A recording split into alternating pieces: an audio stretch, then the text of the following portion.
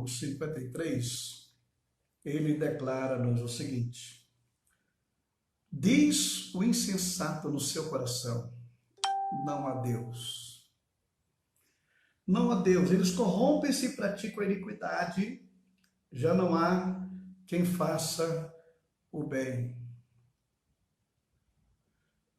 Quantas coisas o insensato perde nesta vida, né? Só pelo fato dele dizer que não há Deus, ele já está perdendo praticamente tudo aquilo que poderia responder às questões que ele possui.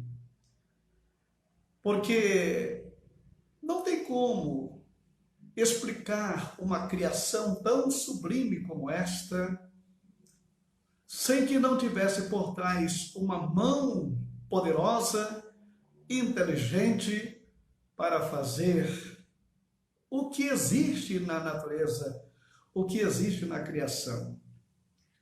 A diversidade que existe neste universo, neste mundo, né?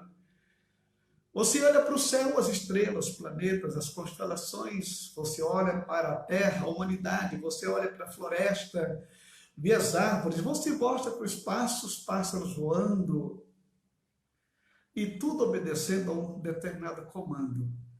Só sendo insensato mesmo para dizer que não há Deus. Se não há Deus, não tem um Criador. Se não tem um Criador, não tem um administrador. Então, faça o que você bem entender, que no fim, talvez dê certo. Seria esta a norma? Seria mesmo que você ligar a chave de um carro, botar uma coisa para acelerar aquele carro e dizer para aquele carro, olha, vai daqui ao centro da cidade, sem motorista. Imagina só, este mundo sem Deus, sem alguém que dirija, sem alguém que comande, né? Mas deixa o insensato para lá. Mas vamos prosseguir a nossa meditação sobre as parábolas do reino, né? E essa forma pedagógica tão extraordinária que Jesus, ele utilizou para revelar a grandiosidade do mundo espiritual, mundo celestial, do reino de Deus, através de coisas tão simples, compreensível pela mente humana.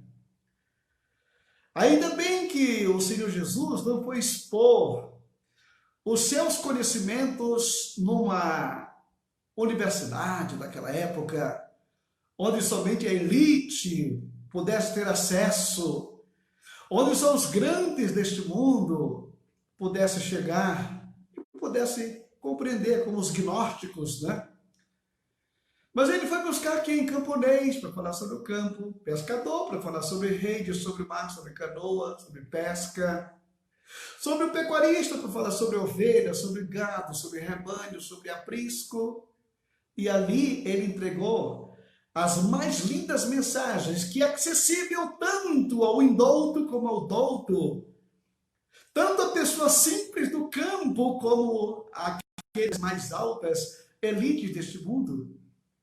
Tanto acessível ao analfabeto, como também ao catedrático das grandes universidades deste mundo. Então, foram formas simples, mas tão eficazes, que Jesus utilizou justamente para mostrar a grandiosidade daquilo que é o reino de Deus, né? Você viu no capítulo 16, quando Jesus Cristo fez uma das mais importantes revelações que ele trouxe ao mundo, que foi a criação da igreja, quando ele está ali em Cesareia de Filipe, e naquele momento ele faz esta grandiosa revelação. Primeiro, aquela pesquisa de mercado que ele fez, porque ele está para inaugurar o maior empreendimento cujo arquiteto e construtor é Deus. Quando ele vem com os discípulos e chega ali naquela região, ele dá uma paradinha, pit stop, e faz uma pergunta, né? O que dizem os homens ser o filho do homem? Ele pergunta para o grupo, né? Perguntou para eles. E Pedro tomou a dianteira e respondeu: tu és o Cristo, o Filho do Deus vivo. Naquele momento, Jesus virou-se e disse: muito bem, senhor Bajona, você é bem-aventurado, porque não foi a carne e o sangue que te revelou, mas o meu Pai que está no céu. Esta revelação você não aprende numa cátedra, você não aprende numa faculdade. Essa revelação você não recebe ali numa bula de farmácia, não. Isto somente quando o Pai Celestial abre e dá ao homem entendimento, para que ele possa penetrar no mundo espiritual. É o que eu vou falar para você aqui, Pedro. Então, naquele momento, eles, olha, um dizem que tu és João Batista, outro declara que o senhor é Elias ou Jeremias, um dos profetas. Quem via a tua sabedoria diria que era Salomão, quem visse o teu poder, a tua autoridade, dizia que era Sansão, quem visse as tuas revelações diria que era Daniel, que era José, enfim. Essa era a conversa que palpitava nos grupos, nas escolas, nas sinagogas, no templo. Ele, na realidade, era o tema daquela época. Né? É mais quem queria saber, era diferente. Claro, sua sabedoria, sua grandiosidade estava ali mesmo. Mas naquele momento, quando eles dão essa resposta, que Pedro diz isso, olha, não diz que você é isso, aquilo, e você disseram que eu sou o Cristo, o Filho de Deus vivo. Muito bem. Acontece que eu vou pedir uma coisa para vocês. Não digam para ninguém que eu sou o Cristo. Essa revelação que Deus te deu agora. Tá? Mas não diga para ninguém, porque se o mundo souber que eu sou o Cristo, vai ter um problema muito sério. E deixa para o momento certo eles conhecerem quem é realmente o Filho do Homem. Né? Deixa eles ficarem conhecendo como o Filho do Homem. Filho de Davi, filho do carpinteiro. Né? E naquele momento, o Senhor disse para Pedro justamente isso, olha, eu vou te dar a chave do reino, aquilo que você ligar aqui será ligado também lá, esta chave. A autoridade, a pregação. E Pedro usou esta palavra justamente, essa chave, utilizou pela primeira vez no Pentecoste, quando ele prega na autoridade do Espírito Santo. 3.000 pessoas abrem as portas para elas e elas começam a entender o que era o reino de Deus.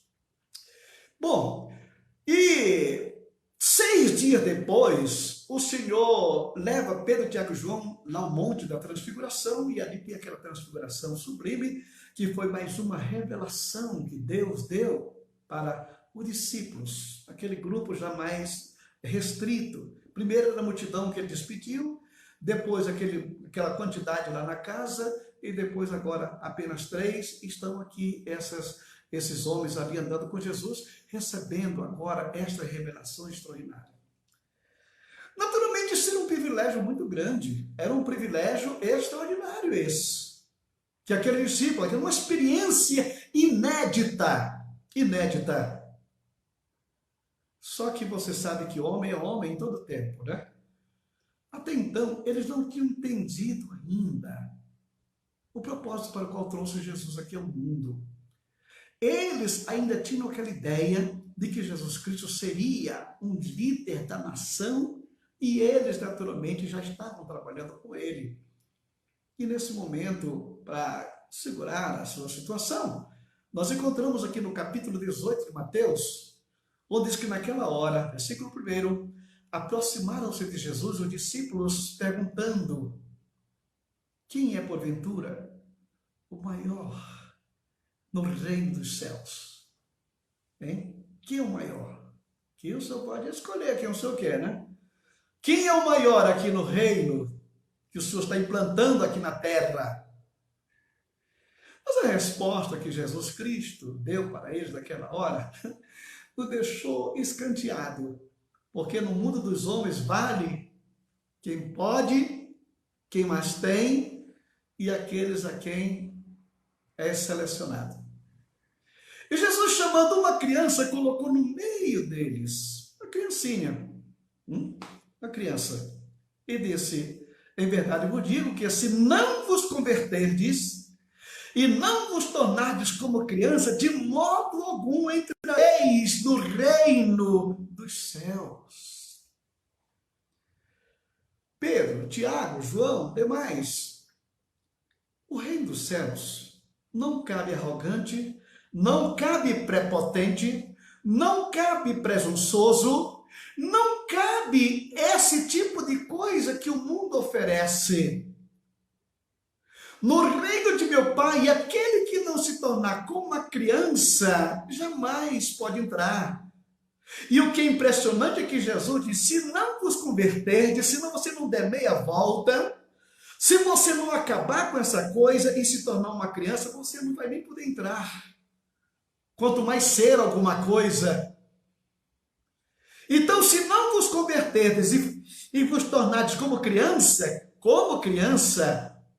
não é como uma criança, é como criança, na sua inocência, na sua singeleza, na sua simplicidade, na forma de um coração receptivo, de criança que confia, que ele praticamente se lança aos braços daquele que diz, pula aqui, meu filho.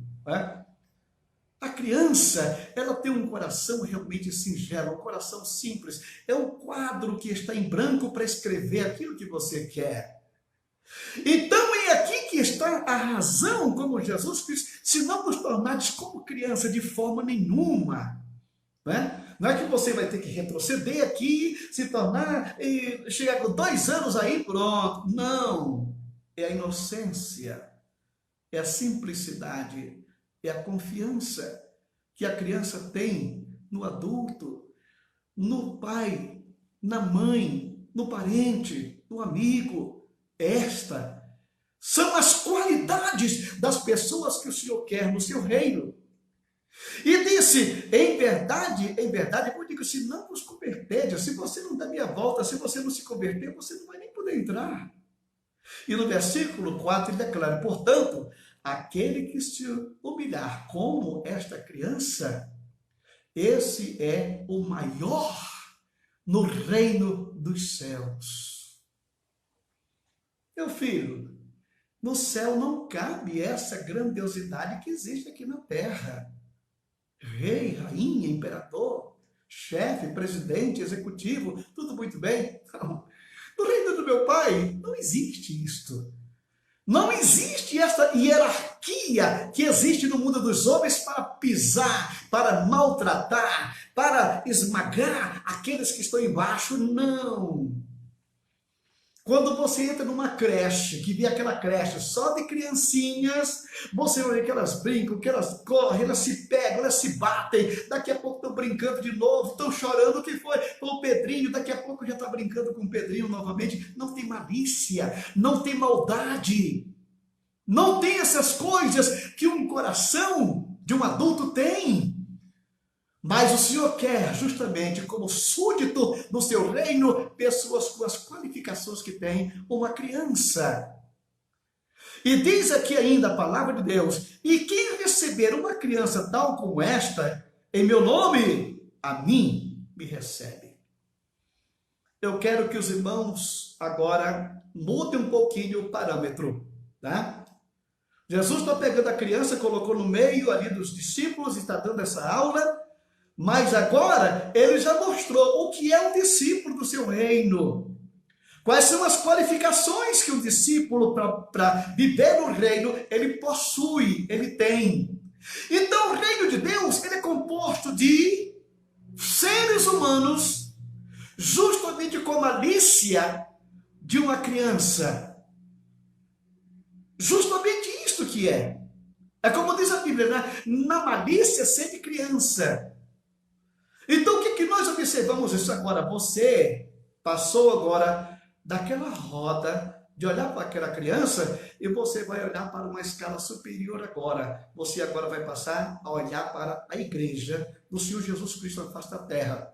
Quando você olha para a igreja do Senhor, ele quer ver o nível desta igreja ao nível de uma creche. Pessoas sem malícias, sem maldade, sem presunção, sem prepotência. Pessoas que se amam, que se respeitam, que se valorizam, tudo muito bem.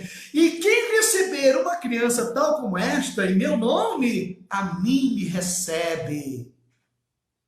Aquele que recebe um simples, aquele que recebe uma pessoa lá do mundo, Como recebe uma criança, a mim você me recebe. Ou seja, no reino de Deus, os parâmetros são diferentes dos parâmetros dos homens.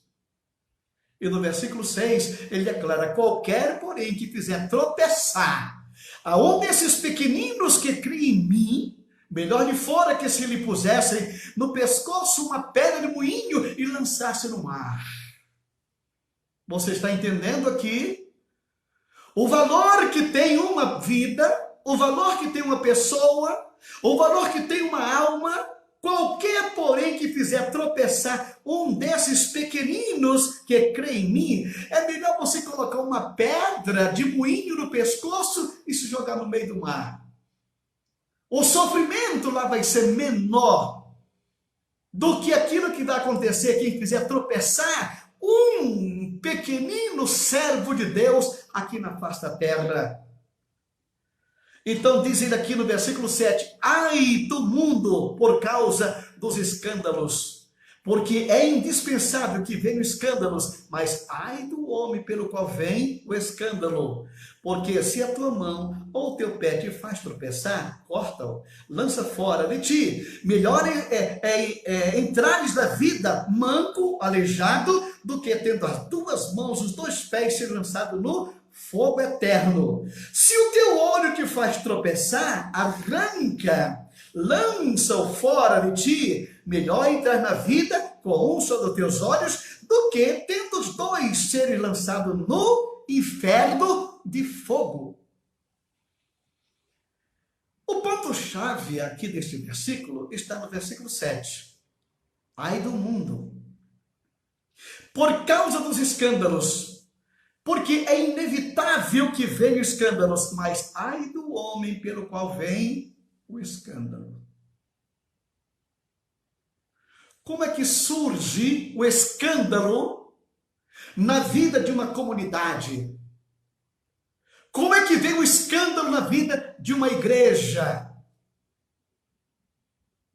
Que quando vem para arrasar, vem para destruir, vem para espalhar crente para tudo quanto é parte. O Senhor mostra-nos aqui, porque se a tua mão ou teu pé te faz tropeçar, corta.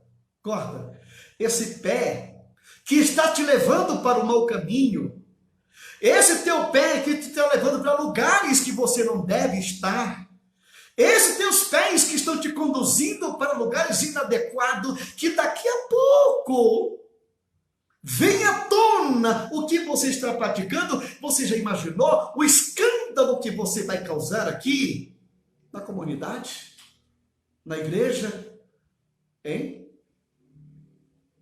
Porque quando o líder, meu querido, ele pega esses pés abençoados, como diz a Bíblia, conformosos são os pés daqueles que anunciam as boas novas. Mas se este teu pé, em lugar de sair para anunciar as boas novas, ele está indo para lugares escusos, que mais tarde vem à tona, e aquilo vai trazer um escândalo. Olha, aquele líder, veja só, foi fragado lá, em tal lugar assim, está entendendo?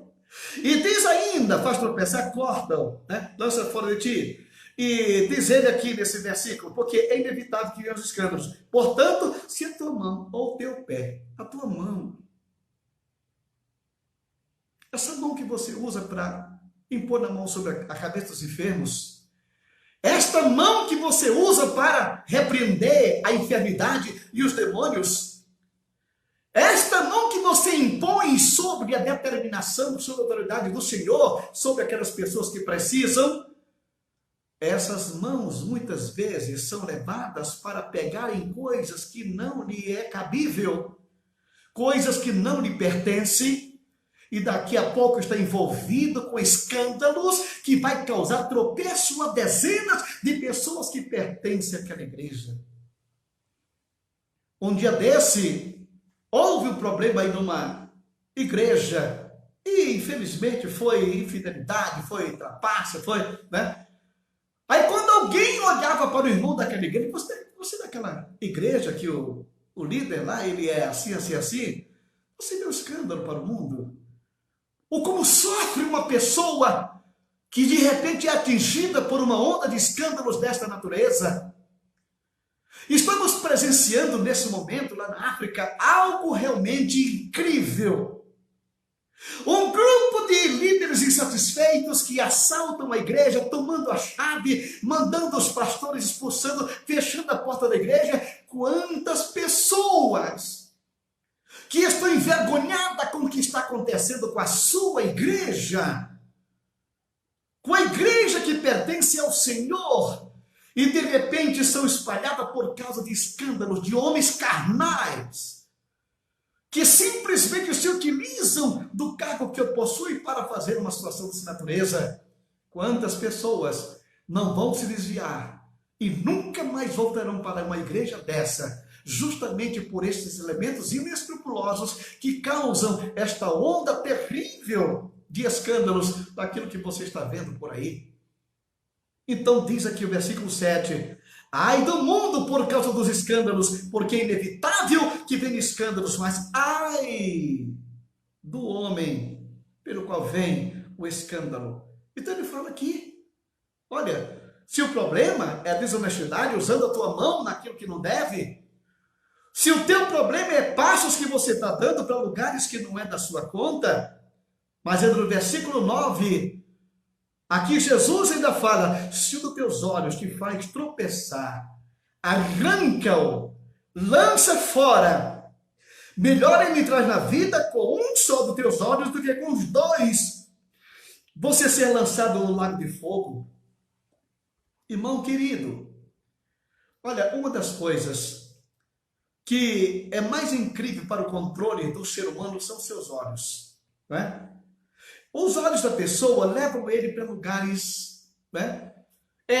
Numa vitrine, uma joia, um vestido, um sapato, um terno, uma casa. Até aí tudo bem. Estando ao seu alcance de adquirir aquilo, não tem problema. Mas ruim é quando você coloca os seus olhos naquilo que não deve. Os seus olhos, ele tem que ser para a sua esposa. Não é para a esposa do outro que vai te levar ao adultério, à infidelidade e ao escândalo que você pode trazer para a igreja. Se os teus olhos estão te levando para isso, diz aqui o Senhor, é melhor você arrancar, porque é preferível você entrar sem um dos seus olhos no céu, de que você com os dois olhos entrar no inferno de fogo. Você está entendendo? Porque não é apenas uma questão de você arrancar os seus olhos, é porque o escândalo que você vai trazer vai escandalizar aquele pequenino, aquele irmão que não tem a estrutura que você tem, e daqui a pouco ele está perdido no mundo. Por quê? Porque o seu pastor fez coisas que não deveria ter feito. Esse sermão é duro. É justamente Jesus preparando os seus discípulos para a tarefa mais especial que ele tinha mais na frente. Porque Jesus Cristo disse a Pedro, sobre esta pedra eu edificarei a minha igreja. E quando eu partir daqui, porque todo o poder me foi dado no céu e na terra, depois da ressurreição, então este poder eu não vou levar comigo, eu vou entregar na tua mão, e você tem uma responsabilidade na porta do reino, através da autoridade da palavra que você vai pregar. O mundo vai ter que olhar para você e vai ver que você prega aquilo que você vive, e você vive aquilo que você prega. Vão ter em você um ícone a ser seguido. Então você não pode tropeçar, você não pode pecar, você não pode falhar neste empreendimento que você está incumbido aqui nesta hora. Você está entendendo esse preparo do Senhor para os seus discípulos? É por isso que a palavra de Deus, o apóstolo São Paulo, ele recomenda para você não colocar neófito na obra. Neófito é novato, pessoa inexperiente, que não tem qualificações ainda, que não aprendeu. Se você coloca um neófito para pastorear, para tomar conta de um rebanho, ele vai levar esse rebanho a perder. Como nós estamos vendo hoje, homens levando rebanhos inteiros para praticar coisa que não é nada a ver com o evangelho. Evangelho é boa nova. Evangelho é notícia alvissareira. Evangelho não é grandeza humana, não é riqueza material, não é prepotência deste mundo, não. O Evangelho é boa nova de salvação, que é em Cristo Jesus. Você está entendendo o que diz a palavra de Deus aqui nesse momento para mim e para você? E no versículo 10, Jesus continua: vede, não desprezeis a qualquer desses pequeninos. Não desprezeis, porque eu vos afirmo que os seus anjos nos céus veem incessantemente a face do meu Pai Celestial. O anjo, o Senhor, acampa ao seu redor aqueles que o temem e o livra. Vede, não desprezeis qualquer desses pequeninos. Irmão querido, qualquer crente que está na sua igreja, esta pessoa tem um valor incalculável para Deus. E vou lhe dizer uma coisa: o preço da alma daquele mendigo, daquele morador de rua, é o mesmo preço daquele magnata se converter e aceitar Jesus como seu salvador pessoal. Mas infelizmente, o parâmetro do mundo que ainda permeia em nossa vida, ainda temos aquele critério de desprezar o pequeno, de desprezar o humilde, para dar lugar ao grandão, ao famoso, ao importante. Não desprezeis qualquer desses pequeninos, porque eu afirmo que os seus anjos no céu veem incessantemente a face do meu Pai Celestial. Você já imaginou o que significa esse anjo incessantemente chegar à presença de Deus e dar um relatório a respeito da minha vida, daquele irmão, daquela irmã? Mas de repente você começa a desvalorizar, minimizar, só porque o irmão tem um dízimo pequeno, porque aquele que tem um dízimo grande, irmão, não tem dízimo pequeno nem dízimo grande. Dízimo é dízimo de qualquer quantidade que seja. Ninguém paga mais do que o outro, não. Se aquele ele ganha 10 reais e dá R$1 de dízimo, é dízimo. Se aquele ganha 1 milhão e dá 100 mil de dízimo, é dízimo. E por que vamos fazer acepção de pessoas? O preço daquela vida é o mesmo preço daquela outra. Não despreze ninguém. Até mesmo, por exemplo, nos assentos. Nós encontramos muitas vezes o irmão que luta para chegar cedo na igreja, se senta no primeiro banco.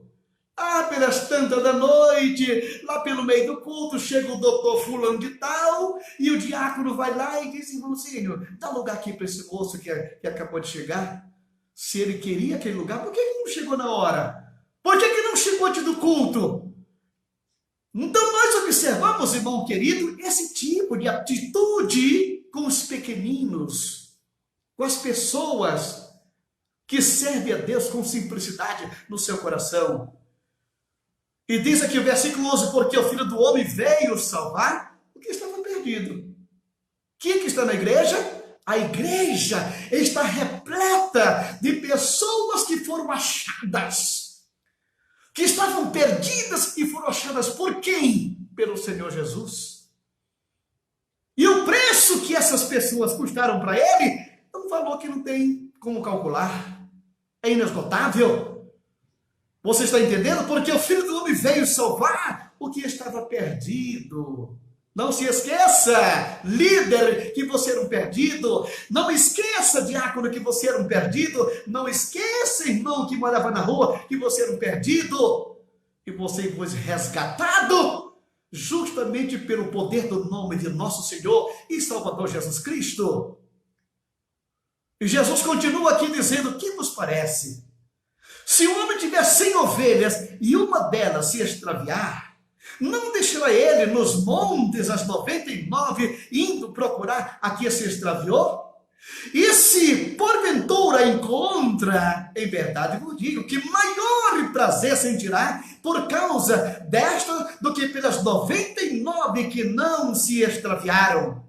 Assim, pois, não é da vontade do nosso Pai Celeste que pereça um só desses pequeninos. O Senhor está falando para um grupo de pessoas que entendiam esta linguagem. Eram pessoas que criavam ovelhas, Pessoas que sabiam o valor que tinha uma ovelha para eles ali. Queriam lhe fornecer a lã, iriam lhe fornecer o leite. Então tinham que ser bem alimentada, bem protegida, trazida para o aprisco, levada para uma água tranquila. Ele sabia. Porque você sabe, o maior exemplo que existe entre um crente, para você identificar um crente para Cristo, é uma ovelha. Ovelha, ela depende do pastor. Ovelha não tem senso de direção. A ovelha baixa a cabeça aqui e vai embora. Ela cai no precipício e nem nota. Ovelha morre afogada se for levada para um rio que tenha ondas. Ela se afoga. Irmão querido, a cabeça da ovelha é a cabeça do pastor. Você está entendendo? Então, uma ovelha, um crente, é aquela pessoa que é guiada justamente pelo seu pastor. A ovelha está olhando, ela está observando o seu pastor, ela está vendo. A presença do pastor lhe dá segurança, lhe dá garantia, lhe dá proteção. O lobo não tem lugar ali, o leão não tem lugar porque o pastor está ali para guardá-la, mas diz aqui o texto bíblico que se porventura uma ovelha ela se perder, o dono do rebanho guarda as 99 e vai em busca da perdida. E quando ele encontra, diz aqui o Senhor Jesus, que existe mais alegria quando ele encontra a ovelha perdida de que 99 que estão aqui no aprisco. Este é o valor de um pecador. Este é o valor de uma vida. Ai daquele que provoca o escândalo ao ponto das ovelhas se dispersar. O valor de uma pessoa para Cristo, irmãos, é incalculável. Você precisa entender que a função ministerial é uma função muito delicada, delicadíssima, de um grau de responsabilidade que não tem vocabulário para esclarecer. Então diz aqui, no versículo 15, versículo 14, assim, pois, não é da vontade do nosso Pai Celeste que se perca uma só desses pequeninos. Se o teu irmão pecar contra ti, vai arguir entre ti e ele só. Se ele te ouvir, ganhar-te o teu irmão. Se porém não te ouvir, toma ainda contigo uma ou duas pessoas para que pelo depoimento de 2 ou 3 testemunhas toda a palavra se estabeleça. E se ele não atender, diz à igreja, e se recusar ouvir também a igreja, considera-o como gentil e publicano. Em verdade, vos digo que o que você ligar aqui na terra será ligado no céu, e o que você desligar aqui na terra terá sido desligado no céu. Você está entendendo qual é o tema da nossa mensagem? Os critérios do reino. Os critérios do reino são orientações que o Senhor está dando para aqueles que vão viver no reino, aqueles que já vivem e comandam o reino de Deus aqui na terra, os seus critérios. Irmão querido, nós sabemos que existe na igreja problemas, existem dificuldades de todos os tipos. É irmão que ofende o outro, é um que calunia o outro, é um que levanta uma falsa testemunha contra o seu próximo, é aquele que infelizmente está namorando a namorada do outro. Enfim, igreja é um lugar que você sabe, ovelha, ela não tem chifre, mas ela tem um cotoquinho de chifre, e aquele cotoquinho às vezes é terrível no meio do rebanho. E o que nós observamos é que muitas vezes acontece isso. Tem dilema. Agora, o que acontece? Aqui o Senhor está dizendo aqui o seguinte: quando haver um problema entre 2 pessoas, ele recomenda que você que é espiritual, você que é uma pessoa entendida biblicamente, vai até aquele irmão que está ofendido com você e pede perdão para ele, se desculpe com ele, tá? Você se confessa que você falhou, que você errou, que você fracassou, que você infelizmente fez o que não devia.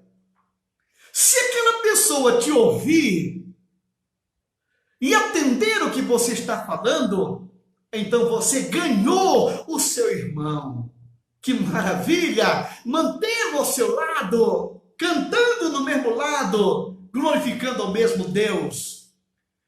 Mas diz aqui a Bíblia Sagrada, mas se ele não te ouvir, não quiser te atender, não quiser te perdoar, pega 2 testemunhas, vai com essas 2 testemunhas e pede perdão para ele, confessa a sua fraqueza, que você fez aquilo inadvertidamente, não era para ter feito, mas aconteceu. Eu estou aqui com meus irmãos como testemunha, que eu estou pedindo perdão para você, porque eu quero ver você no céu, eu quero ver você cantando no coro celestial, eu quero você perto do meu lado, aqui e em toda a eternidade. Me perdoe.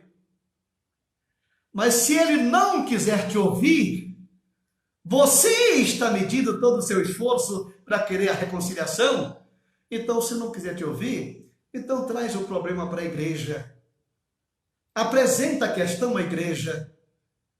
E se ele não quiser mais ouvir a igreja, então você foi buscar as 3 instâncias que o Senhor Jesus nos orienta. Tá? A terceira instância. Veja só, isso aqui é importante. Por que eu digo que é importante? Hein?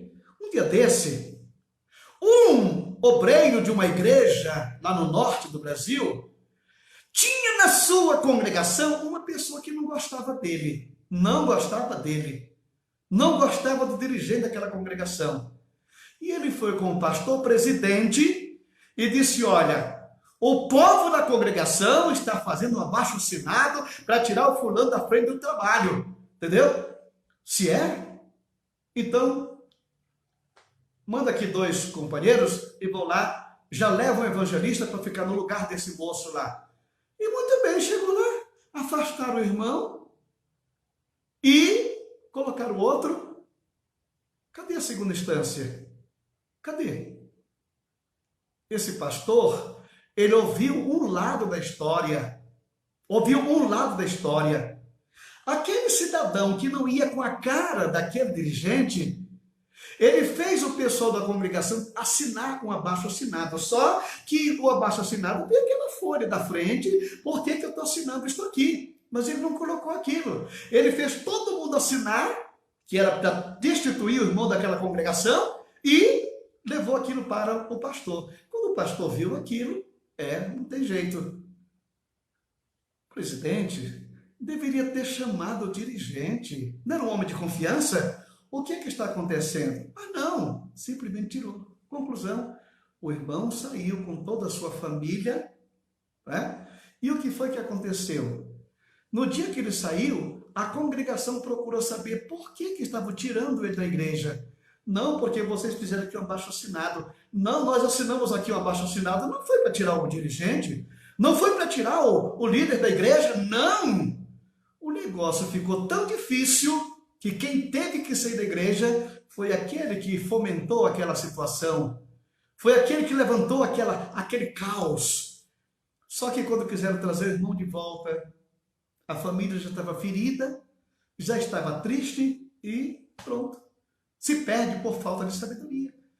Então, as 3 instâncias: primeiramente, vai você e ele. Segundo, leva testemunhas. Terceiro, leva para a igreja. Se quiser ouvir a igreja, tudo bem, se não, considera como publicano e fariseu, e para ele está acabado, porque a igreja tem autonomia para ligar aqui na terra e será ligado no céu, e o que desligar aqui na terra será desligado também no céu. Esta autoridade o Senhor deu para a sua igreja aqui na face da terra.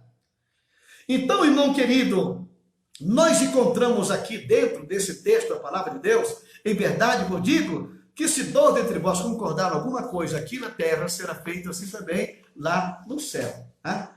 Agora, partindo aqui para a nossa conclusão da nossa mensagem, então Pedro, aproximando-se, lhe perguntou: Senhor, até quantas vezes o meu irmão pecará contra mim e eu lhe perdoe? Até 7 vezes?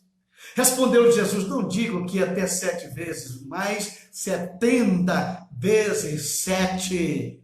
Imagine! 70 vezes 7. O que Jesus está querendo dizer com isso?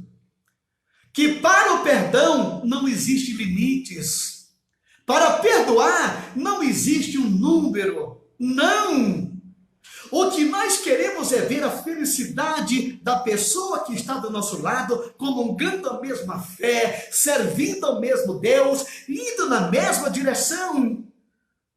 Nunca negue o perdão para alguém. Nunca negue o perdão para um irmão. Seja ele um membro da igreja, seja ele o líder da igreja, seja o seu pai, seja a sua mãe, aquele que te maltratou. Aquele que maltratou. Um dia desse, eu vi uma moça, ela chegando e dizendo: pastor, eu sou uma pessoa ferida. Mas ferida por quê? Porque, olha, há 37 anos atrás, eu fui abusada pelo meu padrasto e eu não consigo viver uma vida regular. Minha filha, 37 anos, lambendo esta ferida. Libere esse perdão em nome de Jesus Cristo.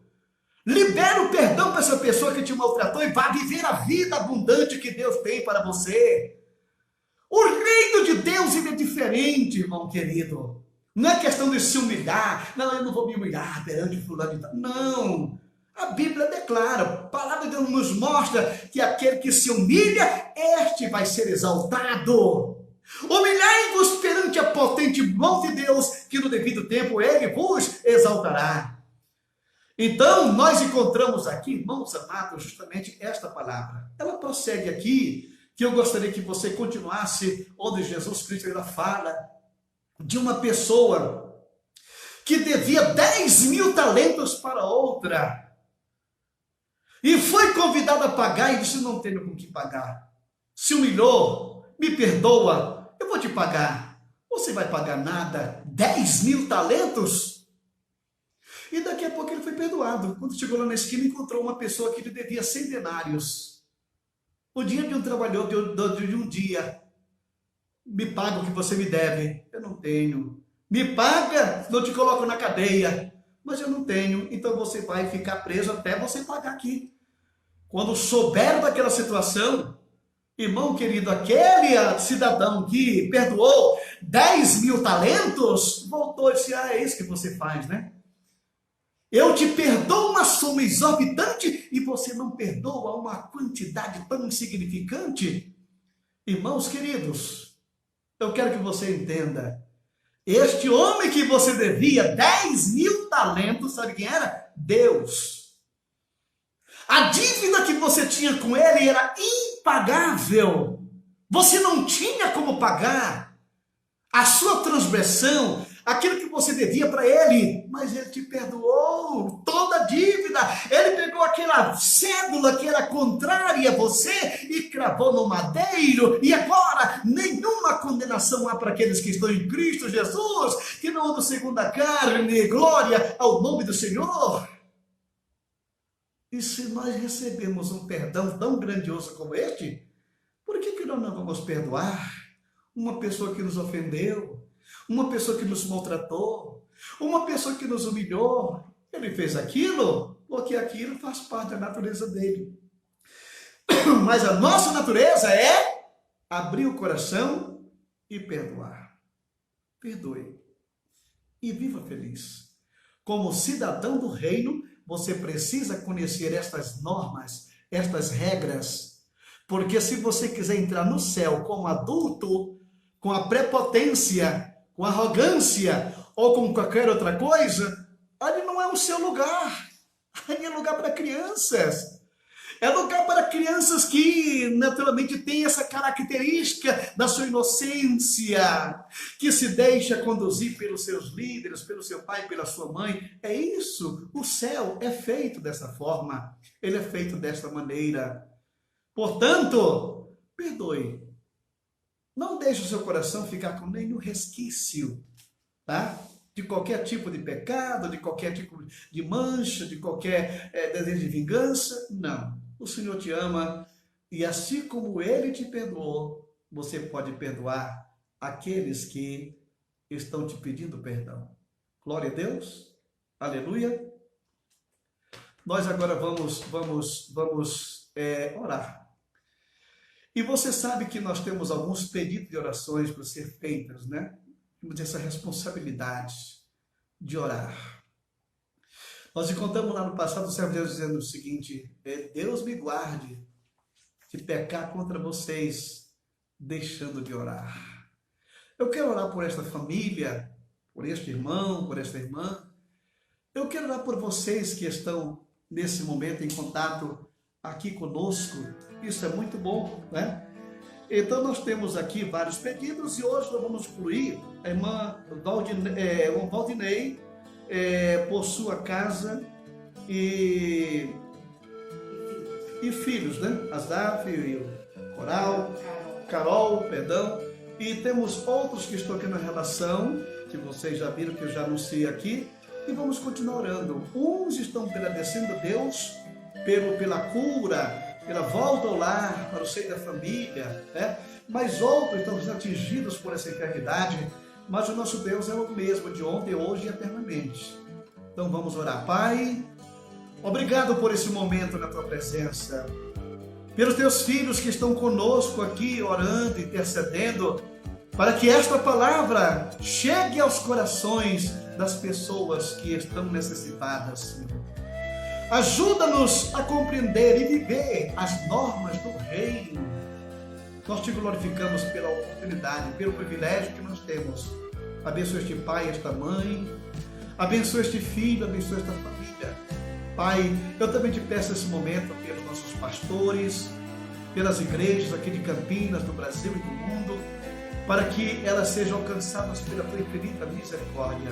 Continua usando os pastores que estão pregando através da internet, através da emissora, da rádio, para que as pessoas sejam alcançadas pela tua palavra.